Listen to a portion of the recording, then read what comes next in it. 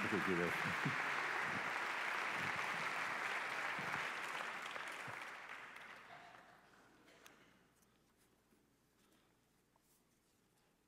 That is quite an introduction, Judith.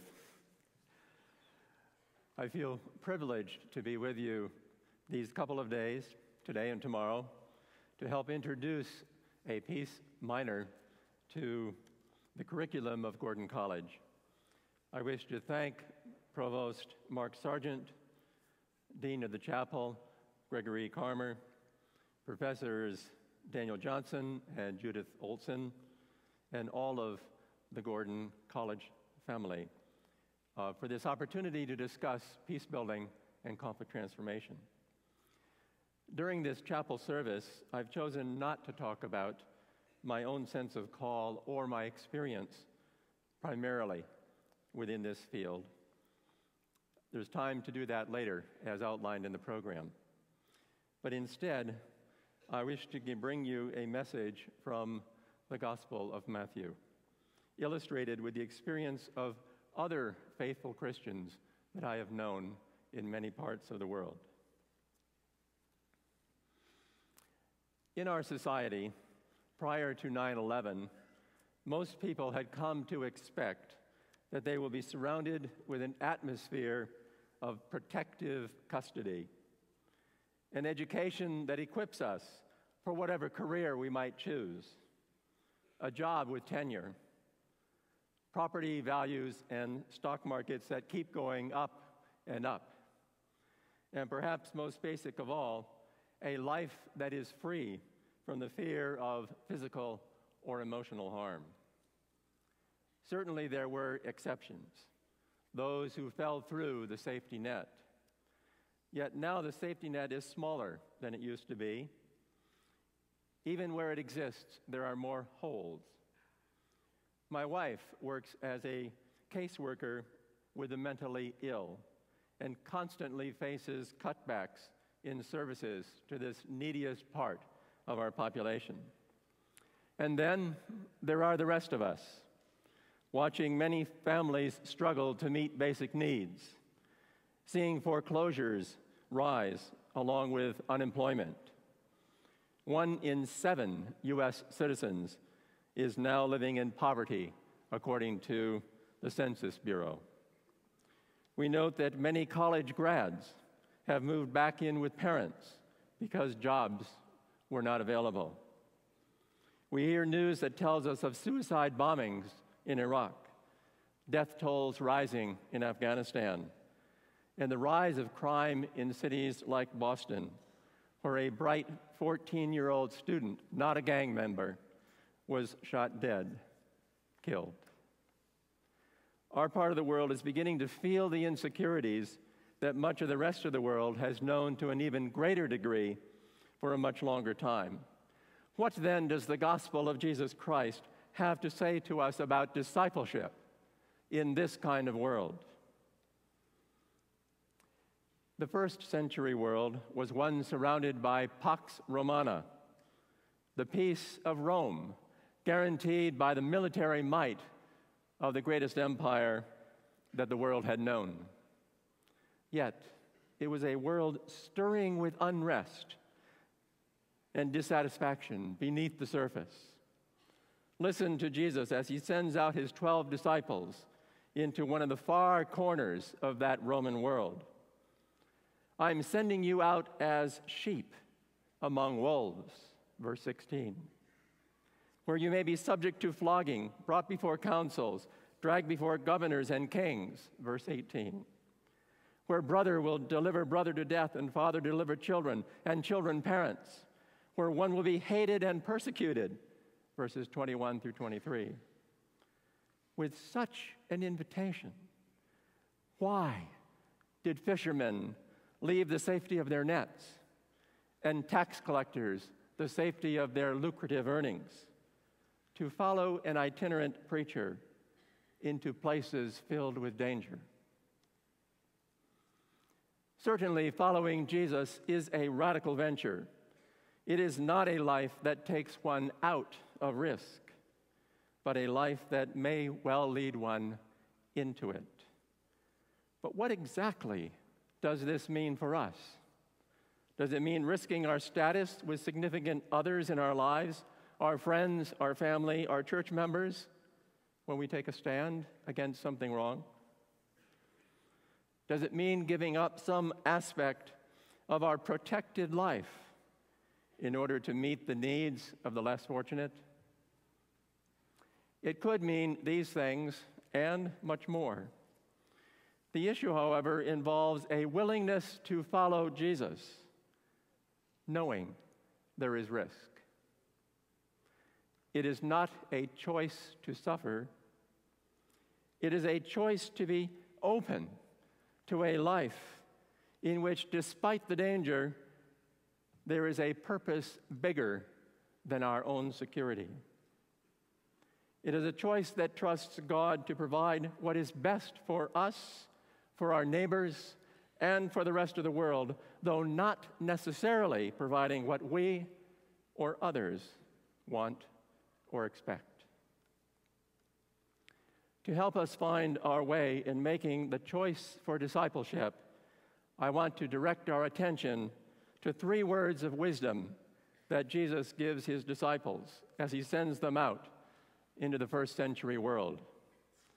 In each case, I want to illustrate the point from the lives of faithful disciples I have been privileged to know in various parts of the world where I've worked for the past 17 years, during a series of devastating wars and untold suffering and insecurity. From today's gospel, then, 3 words of wisdom given to those who would be faithful. First, in times of crisis, to trust God with our mission. Second, beware of the temptation of victimization. Third, act with compassionate shrewdness. So first, Jesus tells his disciples that in the midst of flagrant oppression, God will supply both words and courage to those who trust God. They need not rehearse any speech like I have this sermon. God will help them through problems for which there are no times to prepare. Verse 19 of our text. Furthermore, their testimony will mightily proclaim God's ways before their very enemies. Verse 27. As I hear this teaching of Jesus, I think of Eliud, a member of the District Peace Commission in Molo, Kenya, a man who I trained in conflict transformation and peace building this year in order to heal the wounds of post-election violence in 2007 and 2008, and to prevent such brutal violence from reoccurring. In the midst of all of this traumatic experience in his own country, Eliud came to me privately, asking if I could find a safe way for him to report that one of the chief perpetrators of the Rwandan genocide in 1994 was now hiding out in Kenya and fomenting violence in his country. It was clear that Eliud was afraid for his life. I arranged for him to have a private meeting at the U.S. Embassy in Nairobi, where Eliud went, still trembling, but determined that God would give him the courage to reveal the whereabouts of this criminal and the right words to speak. I also think of Atso, a young Serbian Pentecostal pastor with whom I worked during the 1990s. Atso had grown up in the street gangs of the same city in northern Serbia where he was a pastor when I knew him. He had gone from gang life to serving with the French Legionnaires. At some point, Atso was converted to Christianity and decided to study for the ministry at a Pentecostal theological seminary in Croatia prior to the 1990s wars that divided former Yugoslavia. While there, he studied Christian ethics under a Mennonite professor and became a pacifist. He then returned to start a new Pentecostal church in his hometown in Serbia. When I met him, his church was full of converted young ex-gang members. When the wars in Yugoslavia began, one of his parishioners was drafted into the Serbian army and sent to fight in Croatia, where the Serbian army was conducting a brutal campaign of mass murders in order to preserve the unity of the Yugoslav nation. One day, Atso got a desperate call from this man begging for help to get him out of the Serbian army. He told Atso he could not drive tanks through neighborhoods in which he had previously been a student, shooting at people that used to be his neighbors. And so Atso crossed the border into Croatia, taking, I'm sure, minimal belongings with him, just as Jesus had commended his disciples in verse 9. He entered a war zone, found his parishioner, and confronted the commanding officer with a soldier's right to conscientious objection. Though Milosevic's Serbia, the head of that country at that time, certainly had no such law about conscientious objection. Against all probability, the officer let the soldier go back home with Atso, his pastor. Eliud, Atso, and others like them are faithful people who chose to risk themselves in obedience to God, to depend upon God for the next word or the next deed. They believe that God is standing by, ready and able to bring good news out of that which is evil, healing out of pain, meaningful mission out of chaos. What would happen to our sense of security if we as a nation were to live through crises such as those faced in the former Yugoslavia or in Kenya? Would we be able to deepen our understanding of identity as people of God? Or would such an experience shatter the sense of well-being, defined too much by that which is finite? Our still comfortable standard of living, our basically fair and just social structures, our treasured cultural values.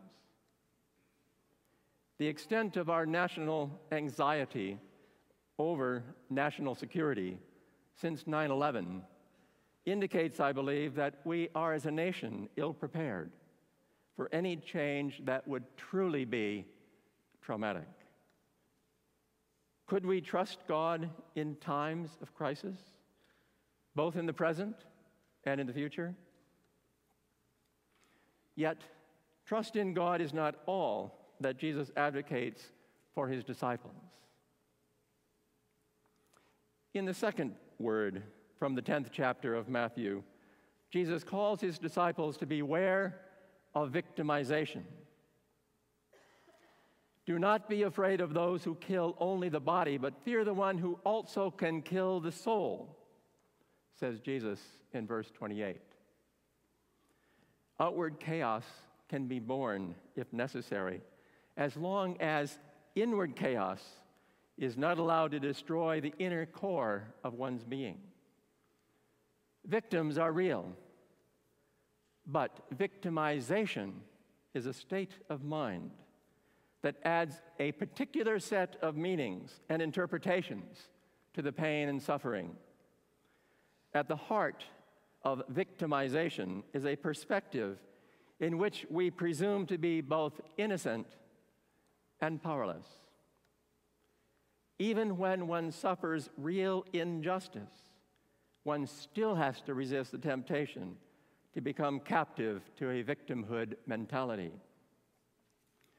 I think of Abir and her Catholic family living in south-central Iraq at the time I led a workshop in which she participated in 2006. There was no Catholic church and no Catholic priest in her city of Kut, a provincial capital on the Iranian border. Living in the midst of increasingly radicalized Shiite Muslim majority, her faith had been nurtured by evangelical gospel programs broadcast from the West. Yet she spoke of her love for her Muslim neighbors, among whom she had lived all of her life. When her family finally decided they could no longer stay in a region that increasingly targeted Christians with violence, they moved to Baghdad in the midst of terrible sectarian violence between Sunni and Shiite Muslims and the engagement of U.S. troops, fighting those extremists on both sides. She later told me of a time when U.S. troops opened fire on a line of stopped cars, including one where her brother and sister were riding. They ducked to the floor of the car just before bullets smashed the windshield of their automobile. Still, Abir, who has remained in contact with me, spoke of her love for all these people, Americans, Sunni and Shiite Muslims in Iraq, and her own Iraqi Christian community. Her strong conviction about God's love and grace surrounding her and her family and offered to all people kept her from becoming captive to victimization. Like many other faithful disciples I've met in war-torn countries, Abir was ready to invest herself in reconciliation efforts rather than wallow in self-pity, consumed by the hurt from very real traumatic encounters. Yet the obstacle of victimization is one of the main hindrances to wholeness faced by people, including Christians, who live in violent contexts. This is not just my assessment, but was told to me by a committed Christian man of ethnically mixed heritage, raised in Serbia, but living as an adult in Croatia.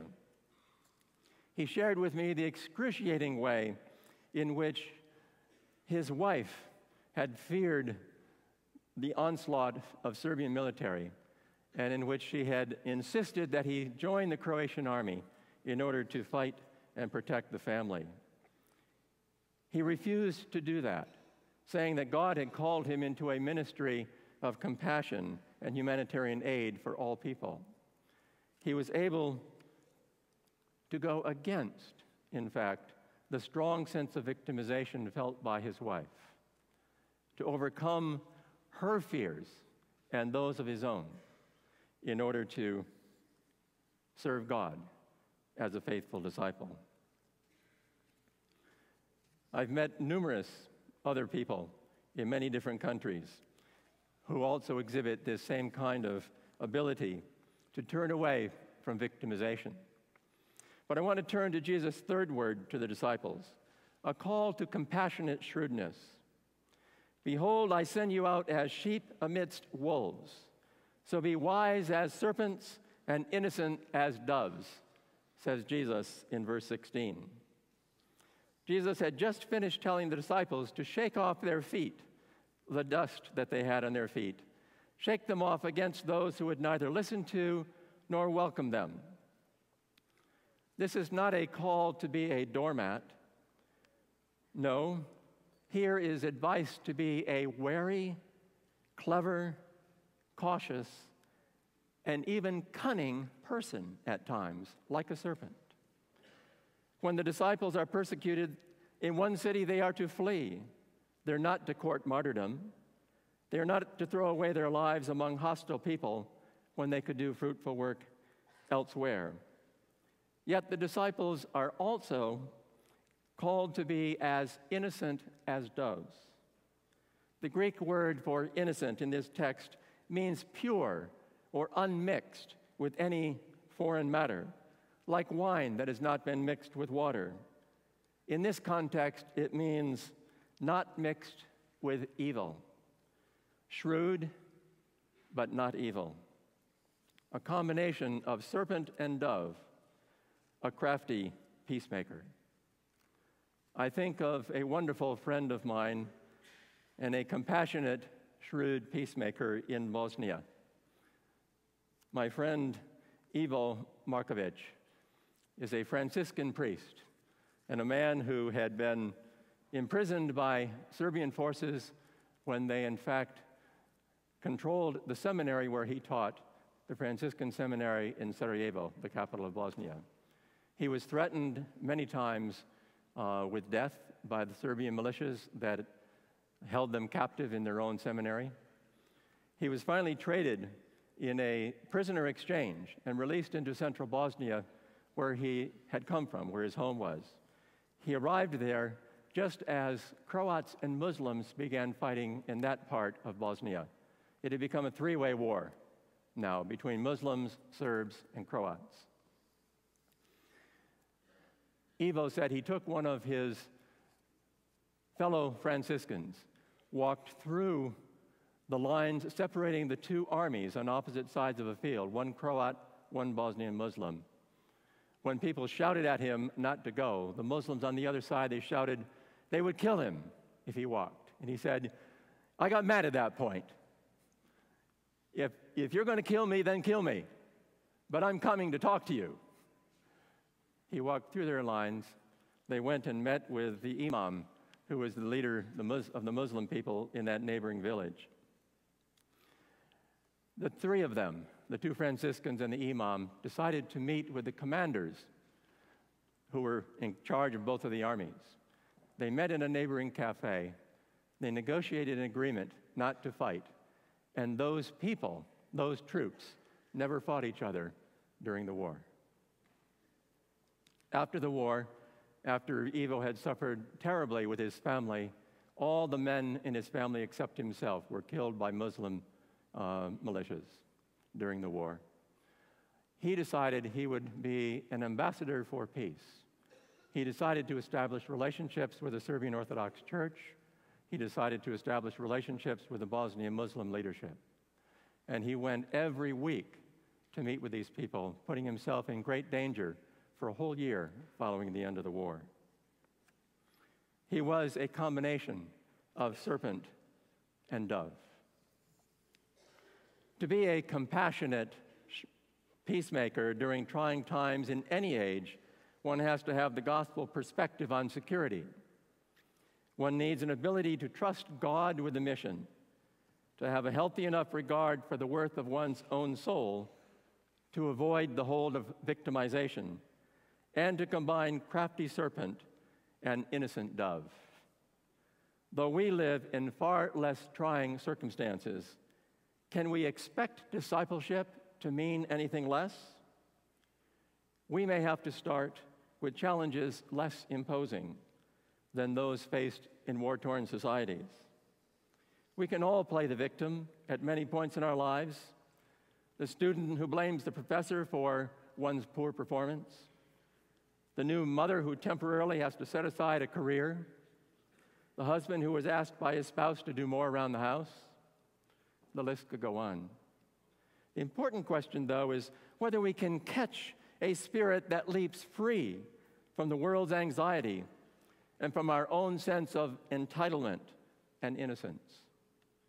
If we are able to trust God in the relatively small matters that we face today, we may be able to develop a compassionate shrewdness that will be our best preparation should the increasingly insecure world come closer to our own doorsteps.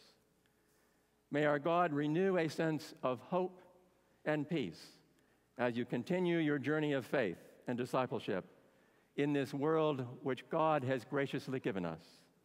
Amen.